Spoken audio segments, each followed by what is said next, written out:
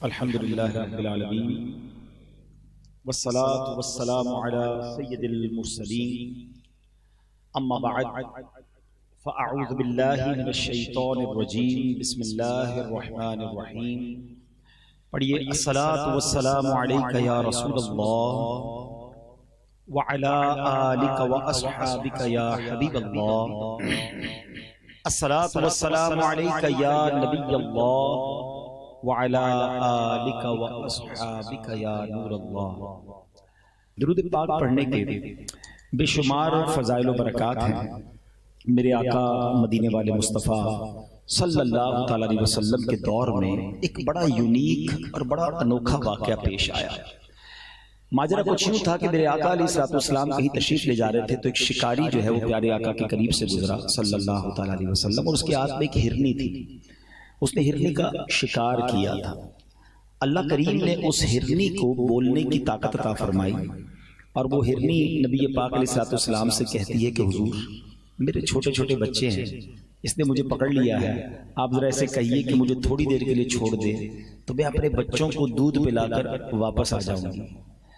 پیارے آقا علیہ السلام نے اس ہرنی سے پوچھا کہ اگر تم نہ آئی تو اس نے کہا حضور اگر میں واپس نہ آؤں تو مجھ پر ایسی لعنت ہو جیسی اس پر لعنت ہوتی ہے کہ جو نماز پڑھے اور اس کے بعد دعا نہ کرے۔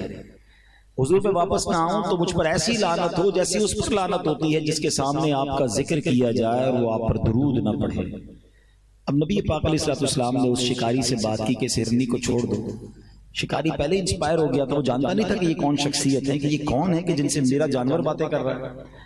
تو آپ نے فرمایا کہ اسے چھوڑ دو، یہ تھوڑی دیر میں واپس آ جائے گی۔ کہا حضرت یہ واپس نہ آئی تو کیا گارنٹی ہے؟ فرمایا میں ضمانت دیتا ہوں تم اسے چھوڑ دو۔ ایسا آج تک کبھی نہیں ہوا تھا کہ جانور جس کو گرفتار کیا جائے، ہرنی تو ویسے ہی بہت تیز دوڑنے والا جانور ہے، وہ کہاں ہاتھ میں آتا ہے، مگر شکاری چونکہ انسپائر ہو چکا تھا، اس کے سامنے یہ باتیں ہو رہی تھی تو اس نے نبی پاک علیہ السلام کی گارنٹی پر اس ہرنی کو چھوڑ دیا۔ حدیث کی کتابوں کے الفاظ ہیں کہ وہ ہرنی دوڑتے ہوئے پہاڑ کے پیچھے چلی گئی۔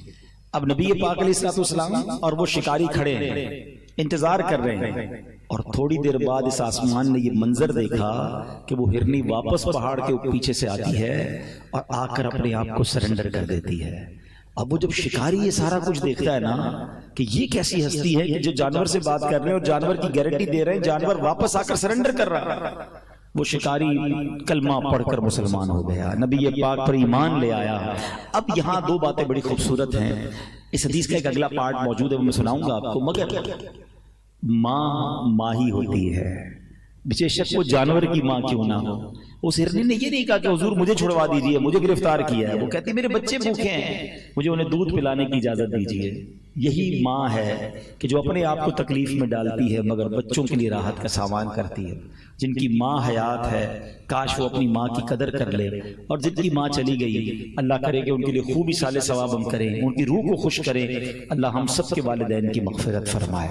اچھا اب جب یہ سارا کچھ ہو گیا تو جبریل امین نبی پاک علیہ السلام کی بارگاہ میں حاضر ہوئے اور عرض کرتے ہیں یا رسول اللہ صلی اللہ علیہ وسلم آپ کے رب نے آپ کو سلام فرمایا ہے، اور رب ارشاد فرماتا ہے کہ اے میرے رسول صلی اللہ علیہ وسلم جس طرح یہ ہرنی اپنے بچوں سے پیار کرتی ہے آپ کا رب اس سے زیادہ آپ کی امت سے پیار فرماتا ہے، اور جس طرح یہ ہرنی لوٹ کر آئی ہے حضور قیامت کے دن اللہ آپ کی امت آپ پر لوٹا دے گا۔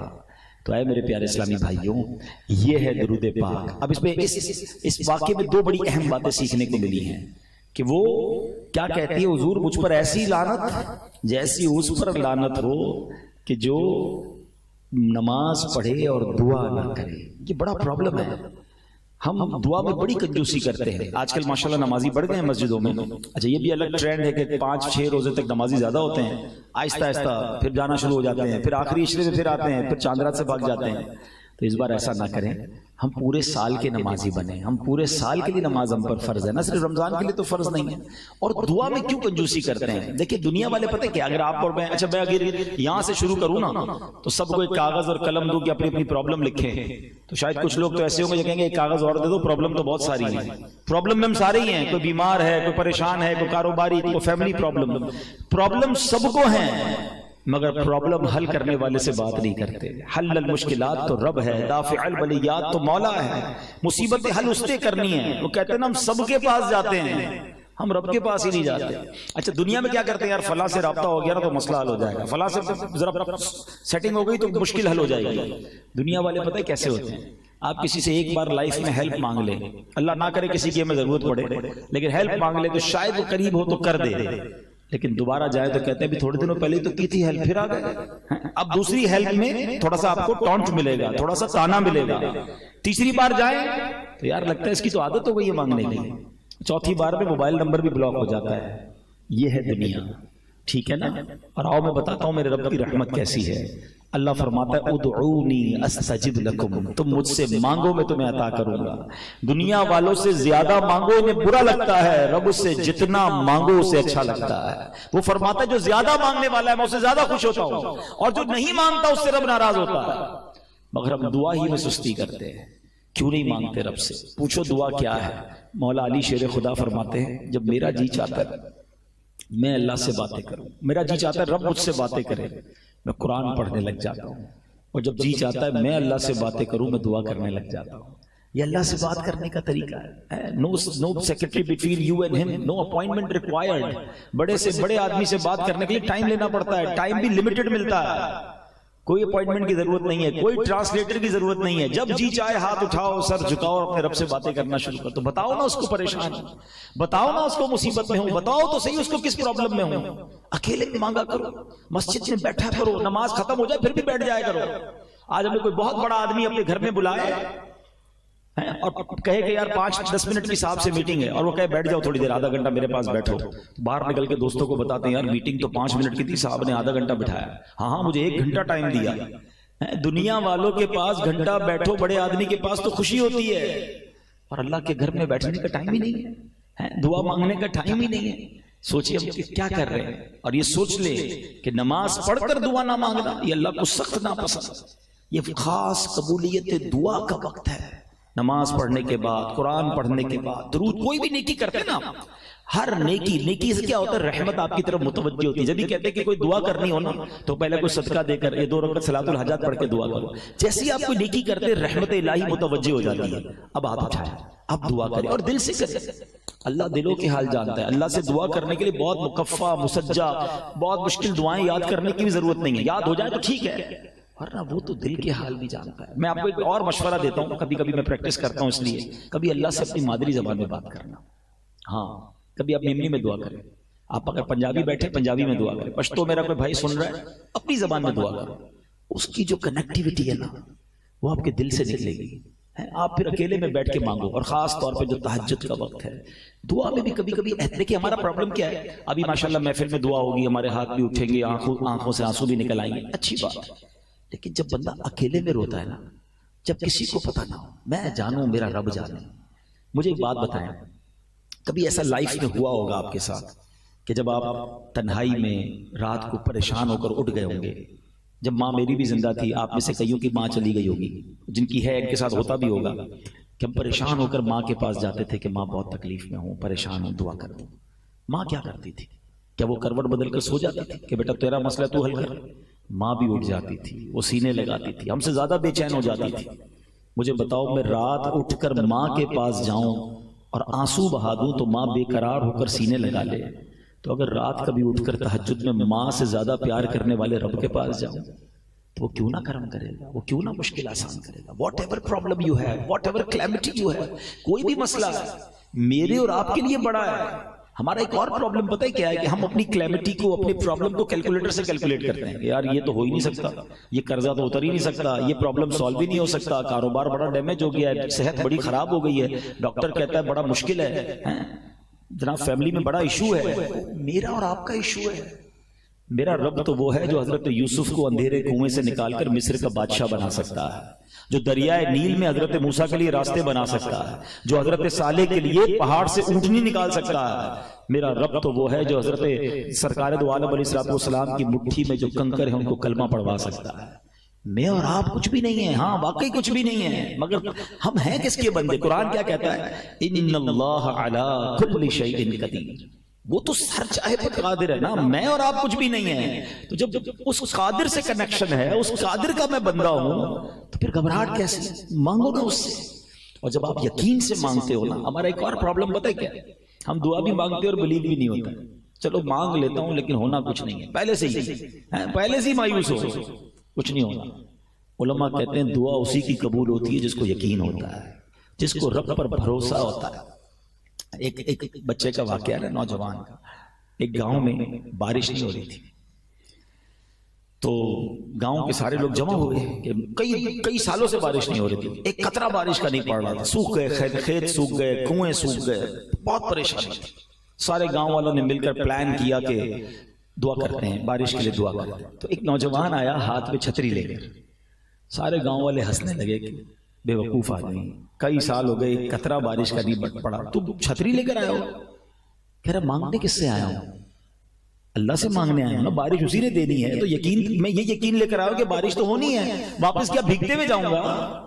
اور علماء کہتے ہیں اسی نوجوان کے یقین کی وجہ سے دعا کے دوران اتنی بارش ہوئی کہ پورا گاؤں بھیگتے ہوئے واپس گیا، وہ نوجوان چھتری لے کر اپنی چھتری کے سائے میں گیا.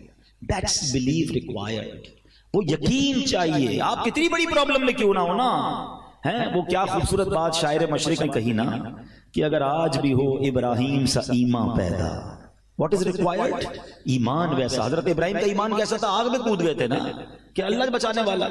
اور آگ کیا ہوئی؟ باغ بن گئی نا. آپ کے سامنے بڑی آگ ہے، پرابلم ہے، کاروبار کا، فیملی کا، صحت کا، واٹ ایور.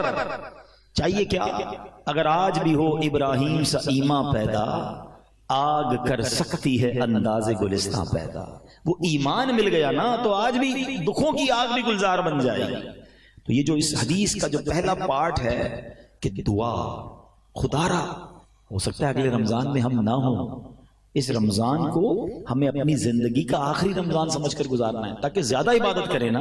تو بتا رہا تھا میں اسکیم اور آفر کا کہ سارا سال میں اور آپ دعا کرتے ہیں نا، یا اللہ میری دعا سن لے، میری پکار سن لے، میری توبہ قبول کر لے. رمضان میں آسمان دنیا سے آواز لگائی جاتی ہے، فرشتے آواز لگاتے ہیں، ہے کوئی مانگنے والا کہ اس کی دعا قبول کی جائے، ہے کوئی مغفرت کا سوالی اس کی مغفرت کر دی جائے، ہے کوئی توبہ کرنے والا اس کی توبہ قبول کی جائے. وہاں سے پکار ہو رہی ہے. تو ہم نے کیا کرنا ہے؟ لبیک میرے مولا میں حاضر.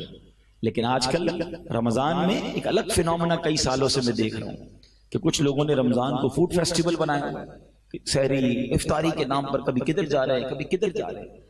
دوست ملتے بھی ہیں تو ایک دوسرے سے بات ہی یہ کرتے ہیں، ہاں بھائی آج کدھر کھانا ہے، آج کدھر چلنا ہے سحری کو. ارے بھائی یہ کیوں نہیں پوچھتے آج کدھر دعا میں چلنا ہے، آج کدھر عبادت کرنی ہے، آج کدھر کو مل کے قرآن پڑھیں، آج کدھر جا کے کوئی شبینہ پڑھیں، کوئی تہجد پڑھیں، کوئی نوافل پڑھیں. رمضان تو عبادت کے لیے آیا تھا، اس کی راتیں تو سجدوں کے لیے آئی. نبی پاک بستر پر نہیں آتے تھے رمضان میں، اتنی عبادت کرتے. اور ہم کیا کر رہے ہیں؟ اور عبادت کریں، دعا کریں، ایسے دوست بنا لیں کہ جہاں. اچھا پھر نبی پاک کا ایک اور انداز کیا تھا کہ رمضان میں خوب تلاوت کرتے. یہ نزول قرآن کا مہینہ ہے، اس میں تلاوت قرآن کریں. ہم میں سے کئی ایسے ہیں جن کی 5 روزہ تراویح پوری ہو گئی ہوگی، کسی کی 7 روزہ پوری ہو گئی، سمجھتا ختم، باقی آگے تراویح پڑھنے کی ضرورت نہیں ہے. ٹھیک ہے یہ 5 7 روزہ 10 روزہ تراویح کا ٹرینڈ، لیکن اس کا مطلب یہ نہیں کہ باقی دنوں کی تراویح آپ کو معاف ہو گئی ہے. تراویح سنت موقدہ ہے، وہ آپ کو آخری رمضان تک پڑھنی ہے. تو خدا را آفرز اور اسکیمز اور ڈسکاؤنٹ جو دیکھتے ہو نا، اللہ کرے کہ رمضان میں جو نیکیوں کی آفر بڑی ہوئی ہے نا، ہم اس پر بھی کام کریں. اسی حدیث میں جو اگلا جملہ تھا کہ حضور مجھ پر ایسی لعنت وہ ہرنی کیا کہتے جو آپ کا ذکر سنے اور آپ پر درود نہ پڑھے. تو ہمیں جب سرکار دو عالم صلی اللہ تعالی علیہ وسلم کا نام سننا ہے یا کہنا ہے، درود پاک پڑھنا ہے. اچھا کبھی کبھی کیا ہوتا ہے، ہم کبھی محفل میں جاتے ہیں، اجتماع میں جاتے ہیں تو بار بار نبی پاک علیہ الصلوۃ والسلام کا نام لیا جاتا ہے. تو اس میں ہم سے کیا پرابلم ہو جاتی ہے کہ بعض اوقات ہم درود نہیں پڑھ پاتے. تو علماء بڑی پیاری بات فرماتے ہیں کہ آپ ایسا کریں کہ روزانہ particular time, particular quantity fix کر لیں کہ بھائی روزانہ 100 بار 200 بار، اللہ توفیق دے تو 313 بار 1200 بار درود پاک پڑھ لیں. تو اگر آپ نے کسی موقع پر نبی پاک علیہ الصلوۃ والسلام کا نام لیا یا سنا تھا اور درود نہ پڑھ سکے تو یہ اس کا آلٹرنیٹ ہو جائے گا. تو اپنی زندگی میں روزانہ درود پاک کا کوئی ٹائم رکھیں، تسبیح جیب میں رکھا کریں، فضول باتوں سے بچ کر درود پاک پڑھیں، ذکر اللہ کریں۔ موبائل کے ساتھ گھنٹوں گزار رہے ہیں، دوستوں کے ساتھ گھنٹوں گزار رہے ہیں، ساری رات جناب پاکستان پر ایسے بحث ہو رہی تھی جیسے سارا نظام ہم ہی چلا رہے ہیں۔ روز ڈالر کا ریٹ چیک کرنا ہے، روز پیٹرول کا ریٹ چیک کرنا ہے، انٹرنیشنل مارکیٹ چیک کرنی ہے، 1 روپے کا ڈالر لینا نہیں ہے، روز ریٹ چیک کرنا ہے۔ ٹائم بہت ہے نا، ساری ان تمام چیزوں کو چیک کر رہے ہیں جس سے لینا دینا کچھ نہیں ہے، لیکن ٹائم بہت ہے تو تمام کاموں میں فضول ٹائم ضائع کرنا ہے۔ اب میں سوال کروں کہ کتنوں نے اس بار کتنا قرآن پڑھ لیا ہے؟ تو قرآن پڑھنے کا ٹائم نہیں ہے۔ اچھا پڑھ بھی لیا تو سمجھے گا کون قرآن؟ انڈرسٹینڈ کب کریں گے؟ اتنی زندگی گزر گئی، رب نے قرآن میں کیا فرمایا ہم اس کے لیے بھی تیار نہیں ہیں۔ خدا را ایسا نہ کریں۔ حدیث پاک میں آتا ہے وہ دل ویران ہے جس میں کچھ قرآن نہیں ہے۔ چیک کرو نا میرے دل میں کتنا قرآن ہے۔ اور قرآن یہ فرشتوں کے نازل ہونے والا کام ہے۔ ہاں، جس گھر میں قرآن پڑھا جاتا ہے، جس آفس پہ پڑھا جاتا ہے، مبارک ہونے، اور پڑھتے رہا کرو، صرف رمضان نہیں پورا سال جہاں قرآن پڑھا جاتا ہے نا وہ فرشتے نازل ہوتے ہیں۔ بلکہ قرآن کی ایسی شفا ہے کہ ایک بار نبی پاک علیہ الصلوۃ والسلام کی بارگاہ میں ایک شخص آیا، ذرا سنیے کہ پیارے آقا علیہ الصلوۃ والسلام کی بارگاہ میں ایک شخص آیا، اس نے کہا حضور میرے گلے میں درد ہے۔ تو نبی پاک علیہ الصلوۃ والسلام نے فرمایا قرآن پڑھنا اختیار کرو۔ ایک شخص حاضر ہوا، اس نے کہا حضور میرے سینے میں تکلیف ہے۔ پیارے آقا علیہ السلام نے فرمایا قرآن پڑھو۔ فرمایا وشفاء لما فی الصدور، کہ دلوں کی صحت قرآن میں ہے۔ تو بلکہ قرآن کریم تو مختلف بیماریوں کی بہترین دوا ہے کہ نبی پاک علیہ السلام فرماتے ہیں خیر الدواء القرآن، یعنی بہترین دوا قرآن کریم ہے۔ سنن ابن ماجہ کی حدیث ہے کہ بہترین دوا قرآن پاک ہے۔ قرآن پاک کی آیت کون سی ہے؟ وَنُنَزِّلُ مِنَ الْقُرْآنِ مَا هُوَ شِفَاءٌ وَرَحْمَةٌ لِّلْمُؤْمِنِينَ، اور ہم قرآن میں اتارتے ہیں وہ چیز جو ایمان والوں کے لیے شفا اور رحمت ہے۔ پڑھیں گے قرآن تو برکتیں ملیں گی نا۔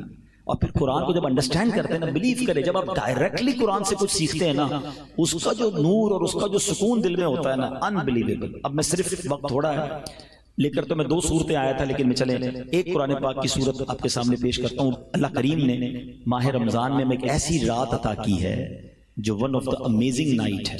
قرآن پاک میں کسی چیز کا ذکر آ جائے نا، علماء بیٹھے ان سے آپ پوچھیں کہ ذکر آ جانا بھی بہت بڑی بات ہے، تو یعنی جس کا ذکر آ جائے نا تو اس کی سگنیفیکنس بڑھ جاتی ہے۔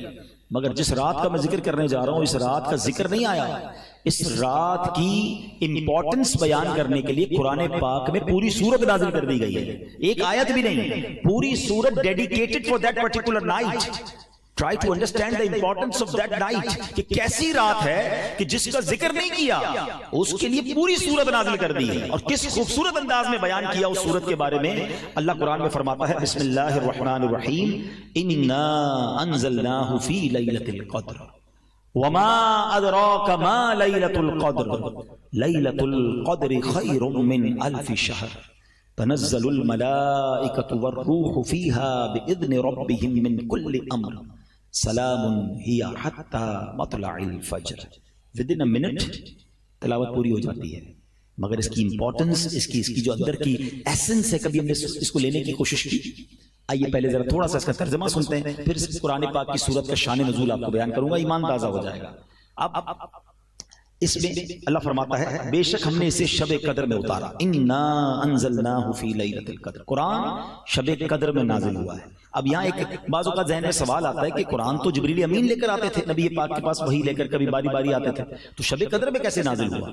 تو اس کی ڈفرینشیٹ، اس کو تطبیق علماء نے یہ کیا کہ شب قدر میں اللہ کریم نے لوح محفوظ سے یہ قرآن آسمان دنیا پر نازل کر دیا، اور پھر آسمان دنیا سے 23 سال کے عرصے میں پیارے آقا کی عمر مبارک 63 سال اور 40 سال کی عمر میں پہلی ملاقات ہوئی تھی حضرت جبرائیل سے غار حرا میں، پہلی وہی آئی تھی نا۔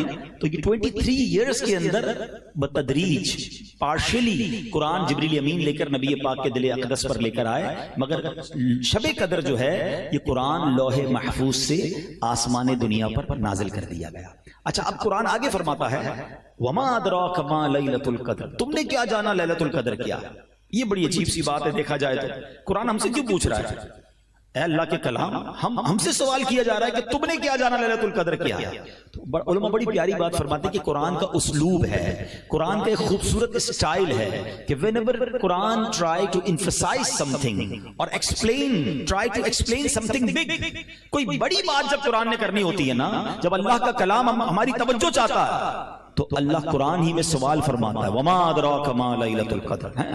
آپ نے القارعۃ ملقارعہ وما ادراک ملقارعہ، یہ اور 2-3 جگہ پر بھی موجود ہے جب قرآن خود پوچھتا ہے کہ بتاؤ یہ کیا ہے، پھر سبحان اللہ اگلی آیت میں قرآن خود ہی جواب دیتا ہے وما ادراک ما لیلۃ القدر، تم نے کیا جانا لیلۃ القدر کیا ہے؟ اب سنو اگلی آیت میں فرماتا ہے رب لیلۃ القدر خیر من الف شہر، لیلۃ القدر 1000 مہینوں سے بہتر ہے۔ اب یہاں بھی ایک سوال ذہن میں پیدا ہوتا ہے کہ 1000 مہینے جو ہیں یہ ہمارے حساب سے کوئی پرٹیکولر گنتی نہیں بنتی ہے، 83 سال اور 4 مہینے بنتے ہیں، 100 سال بتا دیے جاتے، 80 سال بتا دیے جاتے ہیں، ایگزیکٹلی 1000 مہینوں کی بات کیوں ہوئی ہے؟ سبحان اللہ، جبھی تو کہتے قرآن پڑھو اور اس کے پس منظر اس کی تفسیر میں پتا ہونی چاہیے۔ اب سنیے، ہوا یہ تھا کہ نبی پاک علیہ السلام، اس کے بہت سارے شان نزول علماء نے بیان کی، ایک بہت خوبصورت واقعہ شان نزول میں ملتا ہے کہ نبی پاک علیہ السلام نے ایک بار صحابہ کرام علیہ رضوان کے سامنے ایک بہت خوبصورت واقعہ بیان کیا۔ بنی اسرائیل کا ایک بزرگ تھے جن کا نام تھا حضرت شمعون رضی اللہ تعالیٰ۔ پیارے آقا علیہ السلام نے فرمایا کہ حضرت شمعون، میں حدیث کا خلاصہ پیش کرتا ہوں کہ ایک ایسے بزرگ تھے جنہوں نے 1000 مہینوں تک کیسے عبادت کی کہ دن کو روزے رکھے، رات قیام میں گزاری اور اللہ کی راہ میں جہاد بھی کرتے تھے، اور بڑے اسٹرانگ تھے، ویری ٹو مچ پاورفل۔ اچھا، اب ان کی جو دشمن تھے نا وہ پریشان ہو جاتے تھے، جو کفار تھے وہ لڑتے تھے، سب کو گرا دیتے تھے، اب کوئی چال چلتی نہیں تھی ان کی۔ تو ان ظالموں نے کیا کیا، آپ کی بیوی کو لالچ دے کر، پیسوں کا لالچ دیا کہ کسی طرح ہمیں یہ گرفتار کروانے میں مدد کرو۔ بیوی لالچ میں آ گئی، اس مکار عورت نے کیا کیا، اپنے شوہر کو حضرت شمعون کو رات کو رسی سے باندھ دیا کہ صبح اٹھیں گے تو میں کافروں کو بلا کر حوالے کر دوں گی۔ اب جب رسیوں سے باندھا اور وہ لوگ آنے سے پہلے حضرت شمعون کی آنکھ کھلی، انہوں نے اپنے آپ کو رسیوں میں بندہ دیکھا تو ہاتھ ہلایا تو رسیاں ٹوٹ گئیں۔ فرمایا اللہ نے تو مجھے بہت طاقت دی ہے، رسیاں کیا میرا بگاڑیں گے؟ کہتی نہیں حضرت، میں تو آپ کی طاقت چیک کر رہی تھی۔ ٹھیک ہے، دوسرے دن اس عورت نے رات کو زنجیروں سے باندھ دیا کہ اب کیسے نکلیں گے۔ آپ صبح اٹھے، ہاتھ ہلایا تو زنجیریں ٹوٹ گئی۔ عورت کہتی میں تو آپ کی طاقت چیک کر رہی تھی۔ آپ نے کہا مجھے اللہ نے بڑی طاقت دی ہے سوائے میرے بالوں کے۔ اب یہاں اس حضرت شمعون کی زبان سے یہ نکل گیا، پہلے کی جو شریعت تھی نا اس میں بڑے بال رکھنے کی مردوں کو اجازت تھی۔ ہم نبی پاک کے امتی ہیں، ہماری شریعت میں مرد کو کندھے سے نیچے بال رکھنا حرام ہے، یاد رکھیے گا، اور عورتوں کو کاندھے سے اوپر بال رکھنا حرام ہے۔ یا الٹا ہو گیا ہے، مرد کے بال اتنے بڑے بڑے ہونے لگ گئے، پونیاں باندھتے ہیں مرد، اور عورتیں اتنے چھوٹے بال کرا رہی ہیں کہ جناب پتہ ہی نہیں چلتا۔ کبھی کبھی تو کوئی بندہ جا رہا ہو اتنے بڑے بال ہوتے لگتا ہے کوئی خاتون جا رہی ہے، جب پیچھے مڑ کے دیکھتے پتہ نہیں آ رہی تو مرد ہی ہے۔ تو کیوں کرتے ہیں ایسا؟ مسلمان ہیں، ہماری کوئی پہچان ہے، اور جو شریعت کا حکم ہے اس پر عمل کریں۔ بہرحال حضرت شمعون کو اس عورت نے رات کو انہی کے بالوں سے باندھ دیا۔ اب آپ صبح اٹھے تو اپنے آپ کو چھڑا نہیں سکے۔ اب ان ظالموں نے کیا کیا کہ آپ کو بڑی بے دردی سے شہید کیا، آپ کو کاٹا، آپ کے ٹکڑے ٹکڑے کیے۔ اب جب آپ کو شہید کیا نا تو اللہ کی غضب کی ایسی بجلی نازل ہوئی کہ جتنے یہ قتل کرنے والے تھے سب کے سب، ان کی بیوی سمیت سب راکھ ہو گئے۔ اچھا، اب یہ واقعہ نبی پاک علیہ السلام نے صحابہ کے سامنے سنا، میں نے بھی آپ کے سامنے سنایا۔ آپ کے ذہنوں میں کیا بات آ رہی ہے؟ ہمارے ذہنوں میں کیا بات آتی ہے؟ یار یہ بزرگ کتنے بڑے بزرگ تھے، کتنی محنت کی اور کیسے ظلم کے ساتھ شہید ہوئے۔ واقعی یہ تو ہے، مگر صحابہ کرام کو سوچنے کا انداز ہی نرالا تھا۔ کیا خوبصورت مائنڈ سیٹ تھا۔ کہتے ہیں حضور یہ پچھلی قوم کے لوگ تو ہم سے آگے بڑھ گئے، 83 ایئرز اور 4 مہینے تو روزے رکھے انہوں نے، رات عبادت کی، جہاد بھی کیا، شہید بھی ہو گئے، ان کی عمریں اتنی بڑی تھی، یہ تو ہم سے آگے بڑھ گئے، اور ہم تو اتنی عمر ہی نہیں ہماری، ہم تو پیچھے رہ جائیں گے، ان کی نیکیاں ہم سے زیادہ ہیں۔ یہ ہے مائنڈ سیٹ صحابہ کرام کا۔ ہم جنرل سوسائٹی میں آتا ہوں، ہمیں لگتا ہے میں تو پیچھے رہ گیا، جنرل سوسائٹی میں تو میرا گھر ہی نہیں ہے، میں تو فلیٹ میں رہتا ہوں، اپنی گاڑی کے ساتھ کوئی بڑی گاڑی لگ جائے تو لگتا ہے میری گاڑی چھوٹی، یہ اصل گاڑی تو یہ ہے۔ کسی کی گھڑی دیکھے تو پریشان، کسی کا موبائل دیکھے تو پریشان، کسی کی فیکٹری دیکھے تو پریشان، ہم اسی میں مر گئے۔ کسی کے گھر دعوت میں جاؤ تو ہمارے گھر میں جھگڑا شروع ہو جاتا ہے، کیوں بھائی اس کا ڈرائنگ روم میں دیکھا کیسے صوفے لگے تھے، تم تو لگاتے ہی نہیں ایسے صوفے، دیکھو بچے کی شادی میں کتنا بڑا فنکشن کیا، تم تو کرتے ہی ہو، بندہ بولے میں گھر دعوت میں لے کر گیا، گھر جھگڑا میرے گھر میں شروع ہو گیا۔ اس چکر میں رہیں گے تو کبھی بھی خوش نہیں ہوں گے۔ کیا خوبصورت مائنڈ سیٹ تھا صحابہ کا کہ حضور نیکیوں میں آگے بڑھ گئے۔ ایسا ہی ایک اور واقعہ آپ کو سناتا ہوں، اللہ کرے کہ کمپٹیشن کرنا ہے نا، آؤ کرتے ہیں نا، نیکیوں میں کرو نا۔ مال کا کمپٹیشن، نعمتوں کا کمپٹیشن کبھی بھی ختم نہیں ہوگا. آپ کروڑ پتی ہیں آپ کو ارب پتی نظر آ جائے گا، آپ ارب پتی بن بھی گئے تو خرب پتی نظر آ جائے گا. لوگوں کے اپنے جہاز ہیں، اپنے آئرلینڈ ہیں، کدھر تک دوڑو گے؟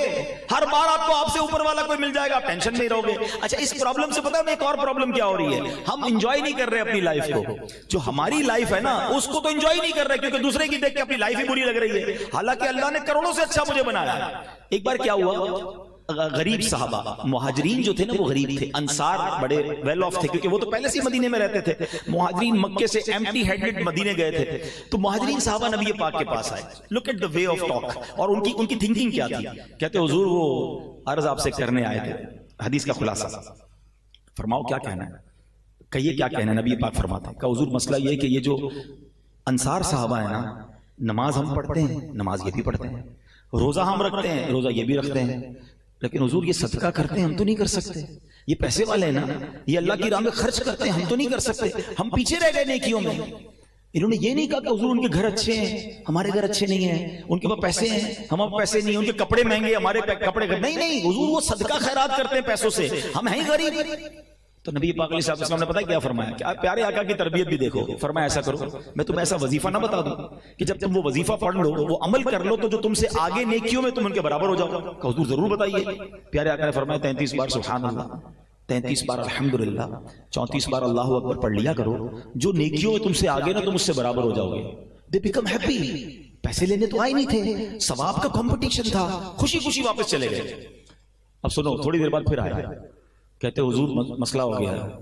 فرمایا کہو کیا کہتے ہو؟ کہ حضور جو آپ نے ہمیں وظیفہ بتایا نا وہ انہوں نے بھی سن لیا ہے، وہ انصار صحابہ نے بھی سن لیا ہے. اب وہ پیسے والے بھی ہیں، وظیفہ بھی کر لیں گے. اب نبی پاک بہت مسکرائے. حدیث کے الفاظ ہیں پیارے آقا بہت مسکرائے اور فرمایا ذالک فضل اللہ یؤتیہ من یشاء. یہ اللہ کا فضل ہے، اللہ جسے عطا فرمائے. لیکن اس واقعے کے تحت جو علماء نے ڈیبیٹ کی ہے، اللہ اکبر، اتنی خوبصورت ڈیبیٹ ہے کہ کیا مائنڈ سیٹ تھا، کیا نیتیں تھیں. اونلی ثواب چاہیے تھا، کمپٹیشن تھا نیکیوں کا.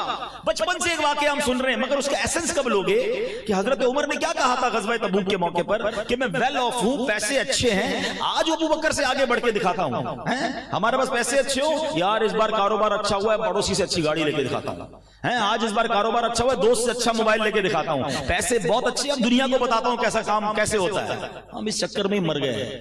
حضرت عمر کہتے ہیں پیسے اچھے تھے، کاروبار وغیرہ اچھا ہوا تھا، آج ابو بکر صدیق سے نیکیوں میں آگے بڑھ جاتا ہوں. 50% اپنے گھر کا مال لے کے سرکار دو عالم علیہ السلام کے پاس چلے گئے. آقا نے پوچھا عمر کیا لائے ہو؟ کہ حضور گھر کا آدھا سامان لے کر آ گیا ہوں. ادھر بھائی لوگوں کو 2.5% زکات بھاری پڑ رہی ہوتی ہے. او ہو 2.5% تو بہت ادھر تھی وہ 50% لے کے چلے گئے. مجھے یہ سمجھ آج تک نہیں آتی کہ جس کو 5 کروڑ روپے کی زکات بھاری پڑتی ہے وہ یہ کیوں نہیں سوچتا کہ اللہ نے 2 ارب دیے تو 5 کروڑ بن رہے ہیں نا، اس کا شکر کب ادا کرو گے؟ ادھر کروڑ 2 کروڑ کی زکات بنے تو ٹینشن شروع ہو جاتی ہے. بندہ کہتا ہے مولوی صاحب کو راستہ بتاؤ، یہ والی نیت تو یوں تھی، یہ پلاٹ کی نیت یوں تھی. ارے کیوں نیتیں بدلنے کی کوشش کرتے ہو؟ جب بھی زکات بناؤ تو یہ نیت کرو کہ تھوڑی اور زکات نکال دوں. زکات بچانے کے مسئلے نہ پوچھا کرو، زکات دینے کے مسئلے پورا پوچھا کرو. جس دن تم نے زکات پوری دی، آج گارنٹی سے لکھ لو اگلے سال تمہاری زکات اور بڑھ جانی ہے. اور جو پوری زکات دیتے ہیں ان سے آپ پوچھ لیں کہ ماشاءاللہ ہر سال ان کی زکات بڑھتی ہے. اللہ کی راہ میں خرچ کرنے سے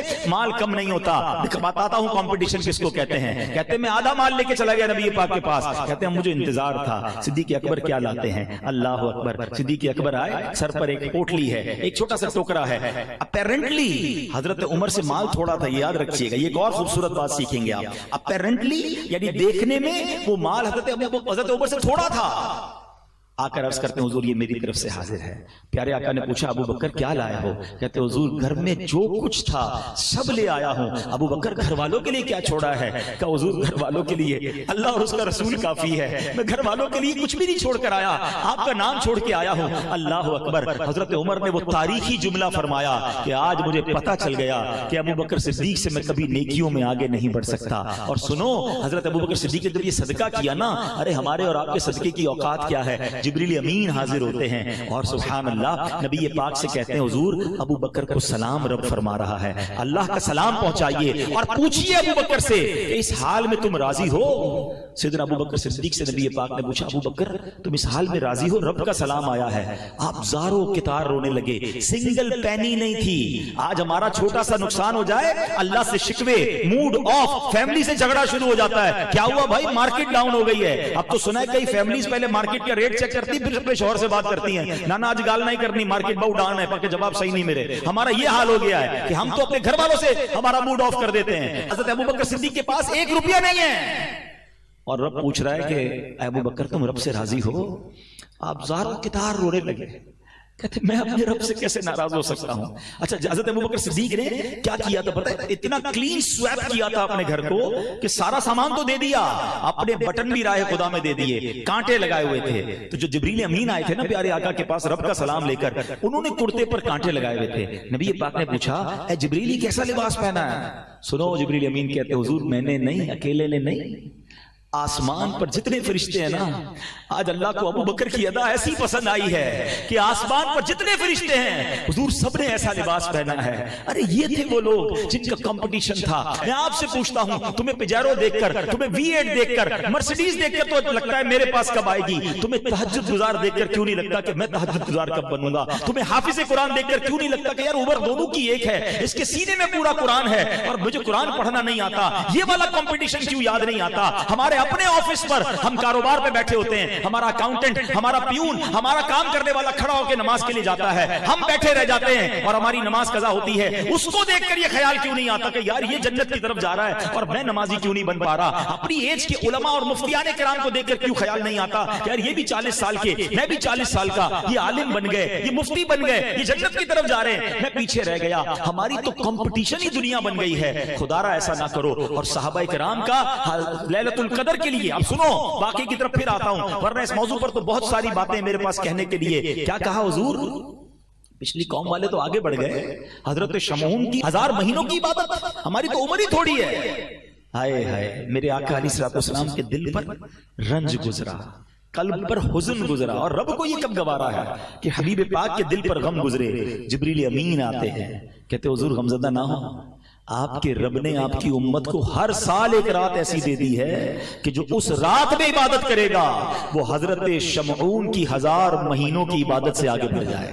لیلۃ القدر خیر من الف شہر۔ اور سنو لیلۃ القدر 1000 مہینوں کے برابر نہیں کہا رب نے، خیر من الف شہر، اور اس سے بہتر افضل ہے۔ علماء کہتے ہیں رب جانے، اس کی عطائیں جانے کہ 1000 مہینوں سے کتنے بہتر ہیں۔ اچھا اس رات ہوتا کیا ہے؟ تنزل الملائکۃ والروح فیہا باذن ربہم من کل امر سلام ہی حتی مطلع الفجر۔ جبریل امین اور جناب فرشتے اللہ کا حکم لے کر آتے ہیں اور سلامتی ہوتی ہے صبح تک۔ تو یہ رات ہر سال ہمیں عطا کی گئی ہے۔ میں نے تفصیل اس لیے بیان کر دی کہ be ready for that night, تیار ہو جاؤ اس رات کو حاصل کرنے کے لیے۔ اور بہترین طریقہ کیا ہے اس رات کو حاصل کرنے کا؟ سبحان اللہ، تو بہترین طریقہ تو اعتکاف ہے۔ یہ جو 10 دن کا اعتکاف ہوتا ہے نا آخری عشرے کا، اس کا ایکچولی موٹیو کیا ہوتا ہے، اس کا گول کیا ہوتا ہے؟ الٹیمیٹ گول یہ ہے کہ کسی طرح لیلۃ القدر کو حاصل کر لیا جائے۔ اب بندہ جب ہے ہی اعتکاف میں تو ساری رات 10 کے 10 دن اعتکاف میں اس کو لیلۃ القدر مل ہی جائے گی۔ اچھا پھر اللہ کی اور مہربانی دیکھو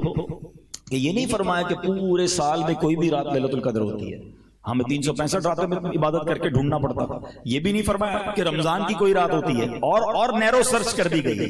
حدیث میں فرمایا آخری عشرے کی تاک راتوں میں سے ایک رات لیلۃ القدر ہے، 21ویں، 23ویں، 25ویں، 27ویں یا 29ویں۔ اب ان 5 راتوں کو پلیز ٹارگٹ کر کے رکھیں۔ میں اور آپ 83 سال 4 مہینے عبادت نہیں کر سکتے، نارملی جیتے بھی نہیں ہیں اتنا، اور 83 سال کے روزے، 83 سال کی رات کی عبادت، اور اللہ کی راہ میں جہاد کر کے شہید ہونے والے حضرت شمعون تھے نا، ان سے زیادہ ثواب مل سکتا ہے۔ تو اب بتائیں کیسی اسکیم ہے، کتنا پریپیئر ہونا چاہیے۔ مگر ہم نے تو آخری عشرے عید کی شاپنگ کی پلاننگ کی بھی ہوتی ہے۔ تو یہاں میں یہ مشورہ دوں گا اگر ہو سکے تو اعتکاف میں بیٹھیں، لیکن اب اعتکاف میں بھی ایک نیا ٹرینڈ شروع ہو گیا ہے، یہ اسمارٹ فون ساتھ جاتا ہے اعتکاف میں، 4 دوست بھی ساتھ جاتے ہیں، تو پتہ چلا بیٹھے تو اعتکاف میں الٹا اور فضول باتیں کر کے گناہ لے کر آ رہے ہیں۔ یاد رکھیے گا مسجد میں جب بھی جائیں نا فضول باتوں سے بچنا ہے۔ احادیث میں مضمون ملتا ہے مسجد میں فضول بات کرنا آپ کے نیکیوں کو اس طرح کھا جاتا ہے جیسے آگ لکڑی کو کھا جاتی ہے۔ فرمایا مسجد میں کہہ کہا قبر میں اندھیرا لاتا ہے، تو نہ ہنسنا ہے نہ مسجد میں فضول باتیں کرنی۔ اب آتے ہیں کہ لیلۃ القدر کی رات جبریل امین زمین پر تشریف لاتے ہیں فرشتوں کے ساتھ اور عبادت کرنے والوں سے مصافحہ کرتے ہیں، اور فرمایا حضرت پیارے آقا علیہ السلام نے پوچھا ہے جبریل اس رات اور کیا ہوتا ہے؟ یعنی عرض کرتے ہیں حضور سب کی بخشش ہو جاتی ہے، حدیث پاک کا خلاصہ سوائے 4 قسم کے لوگوں کے۔ اب آپ سوچیں کہ لیلۃ القدر بھی کچھ لوگ ایسے ہوں گے جن کی بخشش نہیں ہوگی، وہ کون 4 ہیں؟ فرمایا شراب کا عادی، ماں باپ کا نافرمان، رشتے داری کاٹنے والا اور عداوت رکھنے والا، مسلمانوں کے درمیان دوریاں کرنے والا، ایک دوسرے کے ساتھ تعلق ختم کرنے والا۔ ٹرائی ٹو انڈرسٹینڈ، ایسی مبارک رات بھی یہ 4 قسم کے لوگ نہیں بخشے جائیں گے۔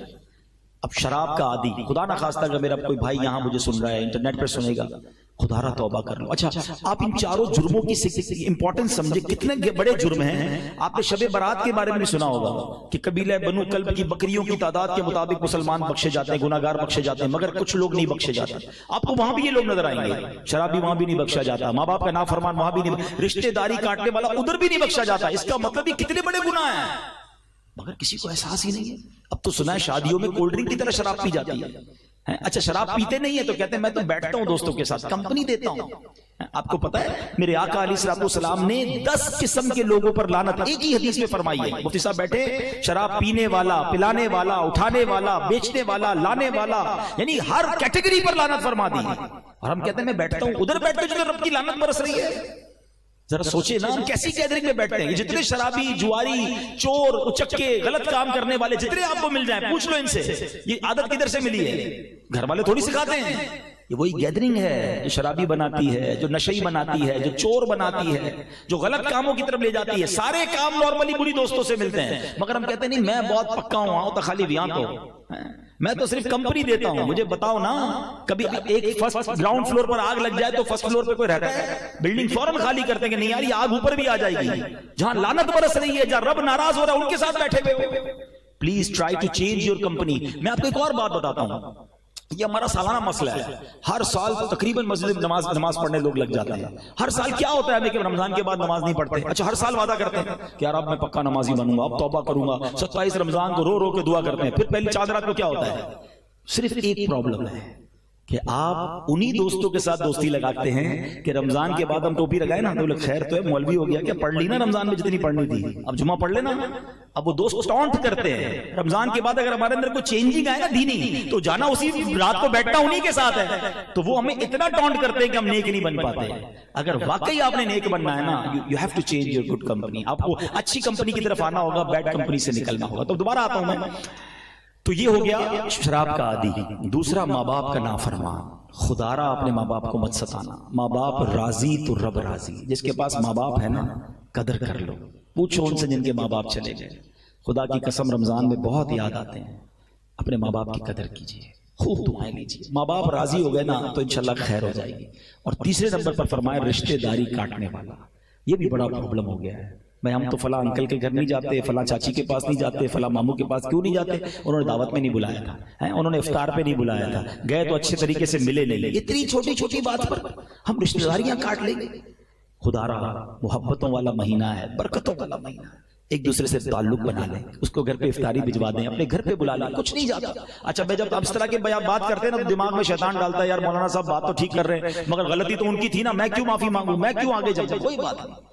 ہماری بیمنی کا ایک جملہ ہے نا، جو نمیوں وہ اللہ کے گمیوں جھک جائے، کوئی بات اللہ کی رضا کے لیے معاف کر دیں۔ اچھا ایک بات اور بتائیں، ہم سب کیا دعا کر رہے ہیں آج کل؟ یا اللہ میرے صغیرہ گناہ بھی معاف کر دے، میرے کبیرہ گناہ بھی معاف کر دے، میری ساری خطائیں معاف کر دے۔ یہی دعا ہے نا؟ ہم نے معاف کر دیا اللہ کے بندوں کو، یعنی ہم معاف کرنے کے لیے کسی کو تیار نہیں ہے۔ اللہ سے کہہ رہے ہیں اللہ تو سب معاف کر دے، پہلے خود تو معاف کرو۔ دل میں لے کے بیٹھے ہوئے ہیں، چھوڑوں گا نہیں، موقع ملنے کی دیر ہے پھر بتاؤں گا، سارے ریونج دل میں، اور اللہ سے کہہ رہے ہیں اللہ تو مجھے سارے گناہوں کو معاف فرما دے۔ ارے مزہ اس میں کہ آپ سب کو معاف کرے، پھر اللہ سے کہیں کہ یا اللہ مجھے معاف کر، میں بندہ ہوں نا، میں جو کر سکتا تھا میں نے کر دیا، جس نے بھی میرا دل دکھایا، جس نے بھی مجھے تکلیف دی، میرے سب کو معاف کیا، اے کریم اب تو مجھے معاف فرما دے۔ کاش یہ ذہن ہمارا بن جائے، جس دن آپ کا یہ ذہن بن گیا نا معافی کا، درگزر کا۔ اچھا نعتیں سب سنتے ہیں، سلام اس پر کہ جس نے گالیاں سن کر دعائیں دیں، سلام اس پر کہ جس نے خون کے پیاسوں کو قبائیں دیں، دشمن آ جائے تو چادر بھی بچھا دیتے ہیں، سب جھوم جھوم کر سنتے ہیں، اور ہم نہیں چھوڑیں گے۔ بولا کیسے میرے سامنے؟ اچھا ہم نے معاف بھی نہیں کرنا، درگزر بھی نہیں کرنا، اور باتیں بڑی بڑی کرنی ہیں۔ آپ اس کی کانسیکوینسز سمجھ جائیں کہ رشتہ داری کاٹنے والا شب قدر کو نہیں بخشا جائے گا۔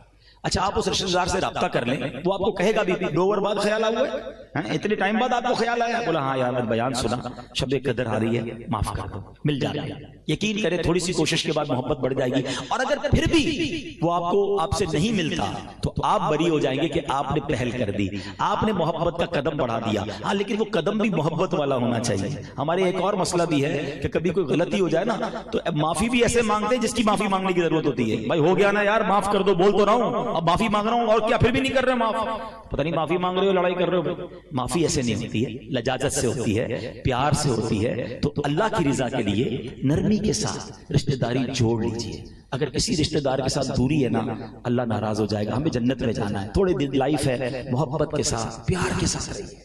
اور آخری بات آقا علیہ الصلوۃ والسلام نے فرمایا مسلمانوں میں قطع تعلق کرنے والے، یہ رشتہ داروں کا الگ فرمایا گیا، اور عام مسلمانوں سے تعلق اگر توڑا ہوا ہے، عداوت رکھی ہوئی ہے، ریونج کی تمنا رکھی ہوئی ہے، معاف کر دیں، دل بڑا کر دیں۔ انشاءاللہ آپ لوگوں کو معاف کریں، اللہ ہمیں معاف فرما دے گا۔ ایک شخص کے بارے میں آتا ہے نا بڑا گناہگار تھا، تو اس کا انتقال ہوا، مرنے کے بعد اس کو کسی نے خواب میں دیکھا، تو کہا تمہارے ساتھ کیا معاملہ ہوا؟ کہا اللہ نے میری بخشش فرما دی۔ تو کیسے بخشا گیا؟ تو بڑا گناہگار تھا۔ کہاں تھا تو گناہگار۔ ایک بار گھر پہ کھانا میری بیوی نے بنایا اور اس میں نمک بہت زیادہ تھا، مجھے بڑا غصہ آیا کہ میں اٹھ کر بیوی کو سزا دوں۔ ہو سکتا ہے یہاں بھی کوئی شیر ببر بیٹھے ہوں ایسے کہ کھانا ذرا نمک زیادہ ہو جائے تو چائے ٹھنڈی ہو جائے، افطاری کے وقت پکوڑے گرم چاہیے، شربت ٹھنڈا چاہیے، پتہ نہیں کمپیوٹر سے شادی کی ہے یا بیوی سے شادی کی ہے، وہ بھی انسان ہے بھائی، ہو جاتی ہے کبھی غلطی، اس کی بھی طبیعت خراب ہو سکتی ہے۔ کبھی افطار سے پہلے کچن میں جا کے دیکھا ہے، ہمیں بھی اثر کے بعد روزہ لگتا ہے، اس کو بھی لگتا ہے، اور وہ بیچاری چولہے کے آگے کھڑی ہوتی ہے، لیکن تھوڑی سی کمی پر اتنا شور کچھ لوگ مچاتے ہیں۔ نہ کیا کرو ایسا، وہ بھی اللہ کی بندی ہے۔ اب سنو، وہ شخص کہتا ہے بڑا جی چاہا مجھے کہ میں اٹھ کے چانٹا ماروں اس کو، بیوی کو، ایسے نمک کیسے ڈال دیا؟ اچانک دل میں خیال آیا کہ یار میری بیوی نے ایک مسٹیک کی ہے، مجھے مارنے کو جی چاہ رہا ہے، سزا دینے کو جی چاہ رہا ہے، میں صبح سے شام اللہ کی بارگاہ میں مسٹیک کر رہا ہوں، اللہ تو سزا نہیں دے رہا۔ کہتا میں نے خاموشی کے ساتھ کچھ بھی نہیں کہا، بیوی کو معاف کر دیا۔ مرنے کے بعد مجھے بتایا گیا کہ اس روز جو تو نے بندہ ہو کر میری بندی کو معاف کیا تھا نا، میں تو سب سے بڑا معاف کرنے والا ہوں، جا میں نے تیرے سارے گناہ معاف کر دیے۔ یہ ہے معافی۔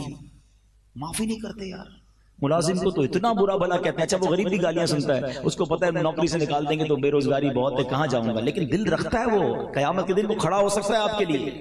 ایک بندے سے ملاقات ہوئی، کسی نے پوچھا کتنی تنخواہ ہے؟ بولا اتنی تنخواہ۔ بولا تنخواہ تو بہت اچھی ہے۔ بولا آدھی کام کی آدھی گالیوں کی ہے، اتنی گالیاں دیتا ہے میرا سیٹ، لیکن کیا کروں، تنخواہ اچھی دیتا ہے اس سے جا نہیں رہا، لیکن کیا اس کا دل نہیں ٹوٹتا ہو؟ نہ کیا کرو ایسا۔ اللہ نے اگر نوازا ہے نا تو نرم رہو، ہاں کہ دانا خاک میں مل کر گلے گلزار ہوتا ہے، عزت دو گے تو عزت ملے گی۔ تو بہرحال ہمیں یہ بات سیکھنی ہے آج کہ محبت سے پیار سے زندگی گزارے۔ اگر میری یہ بات کسی کو یاد آ رہی ہے نا، مثال دیتا ہوں، کوئی میرا بھائی میری بہنیں سن رہی ہیں کہ یار کسی سے واقعی ہم نے زیادتی کر دی ہے، بے شک وہ آپ کا ملازم ہے، مانگ لے معافی۔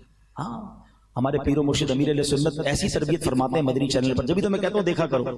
آپ نے ایک بار فرمایا کہ باپ نے اگر بیٹے کے ساتھ زیادتی کی ہے نا تو باپ کو بیٹے سے معافی مانگنی پڑے گی، شوہر نے بیوی کے ساتھ زیادتی کی ہے تو شوہر کو بیوی سے معافی مانگنی پڑے گی۔ ہے بڑی عجیب بات کہ شوہر بیوی سے مانگے، باپ بیٹے سے مانگے۔ فرمایا سیٹھ نے ملازم کے ساتھ زیادتی کی ہے تو اس کو ملازم سے معافی مانگنی پڑے گی۔ اور فرماتے پیر نے مرید کے ساتھ زیادتی کی ہے، اگر دل آزاری کی ہے تو پیر کو مرید سے معافی مانگنی پڑے گی۔ اور پھر کیا خوبصورت بات فرمائی کہ یہ باتیں کیوں سمجھ نہیں آ رہی آپ کو، کہ خود نبی پاک علیہ الصلوۃ والسلام اپنے صحابہ کے درمیان اعلان کیا کرتے کہ اگر کسی کا حق آتا ہے تو مجھ سے لے لے، بدلہ لینا ہے تو مجھ سے لے لے۔ کونین کے والی کا یہ انداز ہے، اور ہم کہ میں کیسے معافی مانگوں؟ معافی مانگنے سے عزت کم نہیں ہوتی ہے۔ اللہ اور بڑھاتا ہے، اللہ اور عزت بڑھاتا ہے. تو اگر کبھی ہو گیا ہے، بلکہ میں مشورہ بھی دوں گا، کوئی عزت نہیں جاتی. کبھی اکیلے میں ہی بے شک اپنی زوجہ سے بھی معافی مانگ لی، اپنے بچوں سے بھی معافی، بیٹا کبھی میری کوئی بات بری لگ گئی ہو تو اللہ کی رضا کے لیے معاف کر دیں. برا نہیں لگے گا، آپ کی عزت اور بڑھ جائے گی اور گھر میں ماحول بن جائے گا. کبھی گھر والوں کو بھی شکریہ ادا کر دیا کرو. گھر میں اچھا ماحول بنانا نا، کبھی چائے لے کر آئے، کبھی کھانا لے کر آئے، جزاک اللہ، بہت شکریہ. تھوڑے دیر وہ کہیں گے طبیعت تو نہیں خراب ہو گئی آپ کو، کیا ہو گیا شکریہ ادا کر رہے ہیں، کیونکہ آج تک کبھی نہیں کیا ہوگا. لیکن کوئی بات نہیں، اس سے محبت پیار اور اس کی بھی دل جوئی ہوگی نا. تو اس طرح اگر زندگی گزاریں گے، اور یہی میرے آقا کی سنت ہے. نبی پاک کا یہی تو انداز تھا کہ اپنی ازواج کے ساتھ، اپنی فیملی کے ساتھ کیا خوبصورت ماحول یہ سکھاتا ہے ہمارا دین. اچھا ہمارا ایک اور پتہ ہے ٹارگٹ کیا ہوتا ہے؟ اگر میں آپ سے پوچھوں کہ آپ کی سب سے زیادہ محبت کس کے ساتھ ہے یا سب سے زیادہ برتاؤ اچھا کس کے ساتھ کرتے ہو، تو کوئی کہے گا یار بیسٹ فرینڈ تو وہ ہے. اچھا میرا بہت اچھا برتاؤ میرے کسٹمر کے ساتھ. او ہو دکان پہ گاہک آ جائے، کوئی بڑا کسٹمر آ جائے، اچھو آئی سب بھی ہو، بیٹھے کھانا کھایا کہ نہیں کھایا؟ نہیں آپ کو کھانا تو کھا کے جانا پڑے گا، چائے تو پی کے ہی جائیں گے آپ. ارے بھائی جلدی آؤ ملازم کو بلائیں گے کیوں کسٹمر ہے. اب میں بتاتا ہوں، نبی پاک علیہ السلام فرماتے ہیں تم میں بہترین وہ ہے جو اپنے گھر والوں کے ساتھ بہترین ہے. اور پھر آقا نے فرمایا سن لو، میں تم سب سے زیادہ اپنے گھر والوں کے ساتھ بہترین ہوں. ہم گھر والوں کے ساتھ بہترین ہیں. کچھ لوگ تو ایسے ہیں جب گھر میں جاتے ہیں تو ایمرجنسی نافذ ہو جاتی ہے. او ہو اچھی ہے، جلدی کرو استری کرو ورنہ خیر نہ، ان کا کھانا ریڈی نہیں ہوگا، ایسا ایمرجنسی آ جاتی ہے. اچھا آپ کو کبھی چیک کرنا ہو نا کہ آپ گھر میں آپ کا ایٹیٹیوڈ کیا ہے، آپ اکیلے میں چیک کر لیجئے گا. آپ جب گھر میں جاتے ہیں تو گھر والوں کے چہرے پہ مسکراہٹ آتی ہے، ٹینشن آتی ہے، اور سب الرٹ ہو جاتا ہے. اچھا خاصا مسکرا رہے ہوتے ہیں، یہ صاحب اندر گئے، سب کی مسکراہٹ غائب، ٹینشن. جلدی ہر چیز ٹائم پہ ہونی چاہیے ورنہ خیر نہیں ہے. یار بندہ ہے کہ انسپیکٹر ہے؟ گھر میں گھر جیسا بندہ بن کے رہے. حضرت عمر کیا فرماتے ہیں؟ گھر میں رہو تو بچہ بن کے رہو، باہر رہو تو مرد بن کے رہو نا. ہم تو گھر جا کر مردانگی دکھا رہے ہوتے ہیں، میں اتنا بڑا آفیسر ہوں گھر میں بھی آفیسر ہوں، اتنا بڑا سیٹ ہوں تو گھر میں بھی سیٹ ہوں. گھر والوں کے لیے گھر کا فرد بنے. میرے آقا اپنے نواسوں کو کاندھے پہ اٹھاتے تھے، میرے آقا سجدہ کرتے تھے تو حسنین کاندھے پہ آ کر بیٹھ جاتے تھے. گھر کی فیملی کے ساتھ فیملی ممبر بننا ہے، تب لائف اچھی گزرے گی. تو خاص اس حدیث پر ہم عمل کرنے والے بنے کہ تم میں بہترین وہ ہے جو اپنے گھر والوں کے ساتھ بہترین ہے. تو بہرحال آج میں نے مختصراً سورہ قدر کا تعارف پیش کیا. ٹارگٹ کر لیں سورہ قدر کو. ایک فارمولہ دے دیتا ہوں، 5 راتیں تو پتہ ہے نا، ان 5 راتوں میں آپ نے 5 کام کرنے ہیں. نمبر 1 چاہیں تو اس کو موبائل میں نوٹ کر لیں. 5 کام کیا کرنے ہیں؟ عشاء کی جماعت اور فجر کی جماعت با جماعت پڑھنی ہے. حدیث پاک میں آتا ہے، روایتوں میں آتا ہے جو عشاء اور فجر با جماعت پڑھ لے اسے ساری رات عبادت کا ثواب ملتا ہے. تو پہلے تو یہ ٹارگٹ لازمی کریں. سیکنڈ، اللہ پاک توفیق دے، تراویح تو پڑھنی ہے، اس رات میں صلاۃ التسبیح پڑھ لیں. صلاۃ التسبیح پڑھ لیں یا کم از کم 12 نوافل پڑھ لیں، یعنی ہم ورائٹی آف عبادت کریں گے. پھر اس رات سورہ ملک پڑھیں اور اللہ توفیق دے تو 1 پارہ، زیادہ پڑھ سکے تو 2 پارے تلاوت کر لیں. نمبر 4، اس رات جو ہے اگر ماں باپ حیات ہیں تو ان کی دستبوسی کر کے ان سے دعائیں لے لیں، ماں باپ کی خدمت کا ثواب کما لیں. ماں باپ چلے گئے تو ان کی قبر پر چلے جائیں. اور نمبر 5، اس رات کچھ نہ کچھ چیریٹی کریں. اگر پیسے کم ہیں 100 روپے کے 5 لفافے بنا لیں. 5 راتیں ہیں، اللہ نے اور دی 1000 کے بنا لیں، 10 ہزار کے بنا لیں، جیب میں رکھ لیں. کسی بھی غریب کو کسی بھی اچھے کام میں آپ اس 5 راتوں میں دیں. اب ہوگا کیا؟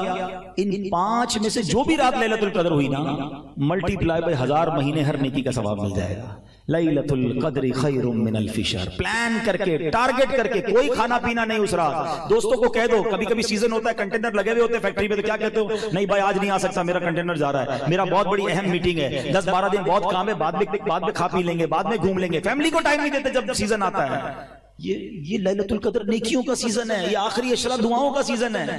بعد میں کر لینا سارے کام. بھائی پلیز ان راتوں کو ٹارگٹ کر کے خوب عبادت کر لیں، انشاءاللہ خوب برکتیں حاصل کریں گے. ہمیں نہیں پتا اگلے رمضان میں ہم دنیا میں ہوں گے کہ نہیں. اس میں ایسی نعمت حاصل کر لیں کہ ہم سب کی بخشش ہو جائے. اور اب آخری بات کر کے ہم بیان کو ختم کرتے ہیں کہ ہمیں عید سے پہلے، عید کی نماز سے پہلے ایک اور نیکی کرنی ہے، اور وہ فطرہ دینا ہے. اچھا فطرے کے بارے میں آتا ہے، فطرہ واجب ہے جو صاحب نصاب ہیں یا صاحب استطاعت ہیں ان پر. فطرہ جو ہے جب تک بندہ ادا نہیں کرتا اس کے روزے اور نمازیں عبادتیں معلق رہتی ہیں، لٹکی ہوئی رہتی ہے. جب وہ ادا کرتا ہے تو وہ آسمان کی طرف جاتی ہیں اور اللہ کی بارگاہ میں قبول ہوتی ہیں. تو فطرہ ادا کرنا عید کی نماز سے پہلے، رمضان میں بھی ادا کیا جا سکتا ہے. بہتر ہے جمعۃ الوداع کو ادا کر دیں. تھوڑا سا نیکیاں زیادہ کمانی ہے تو ملٹی پلائی بائی 70 ہر جمعے کو نیکی ہوتی ہے، جمعۃ الوداع کو پہلے ادا کر دیں. لیکن یہاں میرا ایک چھوٹا سا درد بیان کر دیتا ہوں. فطرہ کون سا ادا کرتے ہیں؟ پچھلے کئی سالوں سے جو اعلان ہوتا ہے گندم کا، بھائی پوری حدیث تو پڑھ لیں. تھوڑا سا جان تو لیں کہ نبی پاک نے کیا صرف گندم کا فطرہ اعلان کیا ہے؟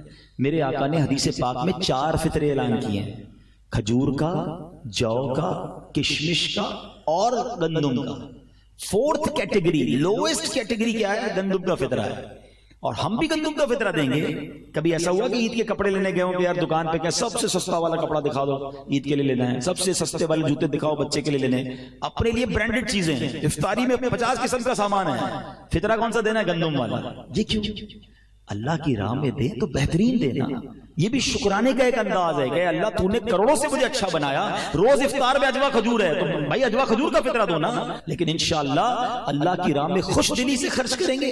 فرشتے ہمارے پیسے اللہ کی بارگاہ میں نہیں لے جاتے، ادھر دل دیکھا جاتا ہے کہ یہ بندہ مجھ سے محبت کرتا ہے، اپنے مال سے محبت کرتا ہے، جب میری باری آتی ہے تو کیسا خرچ کرتا ہے۔ 4 پارے کی پہلی آیت ہے لن تنالوا البر حتى تنفقوا مما تحبون، تم ہرگز بھلائی کو نہیں پہنچ سکتے جب تک اپنی سب سے پیاری چیز اللہ کی راہ میں خرچ نہ کرو۔ تو پیاری دیا کرو نا، اللہ کی باری، اللہ کی راہ میں خرچ کرنے کی باری آتی ہے، کپڑے پرانے ہو گئے کسی غریب کو دے دو، جوتے پھٹ رہے ہیں کسی فقیر کو دے دو، کھانا بچ گیا چلو مدرسے میں بھجوا دو۔ سب چیزیں بچنے والی پھینکنے والی اللہ کی راہ میں دینی ہے، بہترین اچھی چیزیں، اور خوش دلی کے ساتھ جب آپ دینا شروع کرو گے نا تو اللہ تعالیٰ اسی حساب سے اپنی رحمتوں سے آپ کو اور نوازے گا۔ سورہ قدر کا جو ہم نے تعارف سنا، اس رات کی قدر کرنے کی توفیق عطا فرمائے، اور اب جب رمضان کے دن رہ گئے ہیں اس میں خوب عبادت کرنے کی توفیق عطا فرمائے، آمین بجاہ النبی